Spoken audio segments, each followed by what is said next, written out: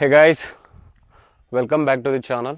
Bike ki కావాల్సిన spares అంటే spare part prices and service charges ఎంతవరకు అవుతుంది, ఎన్ని కిలోమీటర్స్ తర్వాత సర్వీస్ చేయాలి మన Z9కి అనేది ఫుల్ వీడియోలో అయితే చెప్తాను. Z9లో అయితే 3.8 లీటర్స్ వస్తుంది.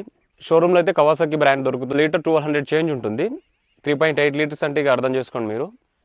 ఆయిల్ ఫిల్టర్ మనకు 200 చేంజ్ ఉంటుంది.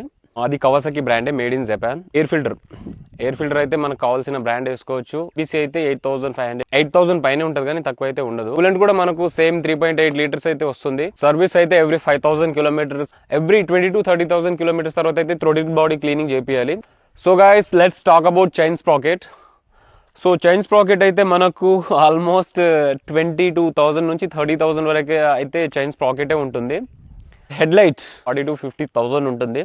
సో ఆఫ్టర్ మార్కెట్ అయితే 25,000 to 30,000లో వస్తుంది. ఒరిజినల్ ఇండికేటర్స్ కావాలంటే 4,000 ఉంటుంది. గ్లాసెస్ ఉంటాయి కదా, సైడ్ మిర్రర్స్ కూడా same price. Let's talk about handle bar 12,000 change ఉంటుంది. మాస్టర్ సిలిండర్ కిట్ 25,000లో ఉంటుంది. ఇది ఒక్క బ్రేక్ ప్లేట్ వచ్చేసరికి 22,000 ఉంటుంది. క్రాష్ గార్డ్స్ ఇవైతే 4,500 నాకు. మనకు కావాల్సిన బ్రాండ్లో వేసుకోవచ్చు, కావాల్సిన ప్రైస్లో. సో మినిమం టు మినిమం 4,000 కంటే తక్కువ మాత్రం ఉండదు. సైడ్ ఫ్రేమ్స్ మీరు ఏ దానికి టచ్ చేసినా సరే అబోవ్ 15,000 పైకి వెళ్ళాలి. ట్యాంక్ అయితే ఒక్క ట్యాంక్ వచ్చేసరికి 15,000 to 20,000 లోపు ఉంటుంది. సో గైస్, ఏ ఒరిజినల్ స్పేర్స్ కావాలన్నా సరే షోరూంలో ఆర్డర్ ఇవ్వాల్సి వస్తుంది. స్టాక్ లేకపోతే మళ్ళీ జపాన్ నుంచి ఇంపోర్ట్ చేస్తారు వాళ్ళు. మ్యాక్స్ 1.5 నుంచి 2 months టైం అయితే పడుతుంది. ఈ టైప్స్ ఆఫ్ బ్రేక్స్ ఉంటుంది మనకు. ఫ్రంట్ అయితే 2 బ్రేక్స్ ఉంటాయి, బ్యాక్ అయితే ఒక బ్రేక్ ఉంటుంది. సో 3 సెట్స్ వచ్చేసరికి ఈ సెట్ ఈబీసీ మాట్లాడుతున్నా నేను, 3,800 3,500 ఉంటుంది. ఫుట్ రెస్ట్ అసెంబుల్ సంథింగ్ ఏదో అంటారు. సో ఇది వచ్చేసరికి 30,000 ఉంటుంది. అవతల సైడ్ యువతల సైడ్ది చాలా ఎక్స్పెన్సివ్ కీ. సో ఒక్క కీ పోతే అది డూప్లికేట్ కీ చేస్తారు కానీ ఇంజన్ స్టార్ట్ కాదు. ఎందుకంటే ఇందులో ఈమోబ్లేజర్ సిస్టమ్ ఉంటుంది. ఈమోబ్లేజర్ నుంచి మళ్ళీ ఈసూకి కోడింగ్ చేయాలి, రీకోడింగ్ చేయాలి. అది కరెక్ట్ సెట్ అవ్వాలి.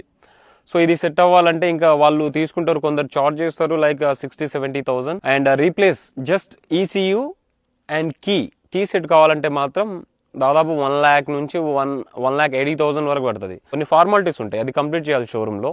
కీ మాత్రం జాగ్రత్త ఉంచుకోండి, లేదంటే చాలా ప్రాబ్లం ఫేస్ చేయాల్సి వస్తుంది మీరు. Seats, rider seat and pillion rider seat గురించి మాట్లాడుకుందాం. ఈ షోరూంలో మాత్రం తీసుకుంటే 20,000 to 30,000 ఉంటుంది.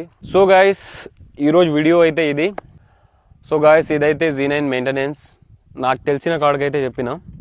సో ఇన్ కేస్ ఏమన్నా మిస్టేక్ ఉన్నా సరే, ఏదన్నా కరెక్షన్ ఉన్నా సరే చెప్పండి. And thank you guys, thank you for watching the video.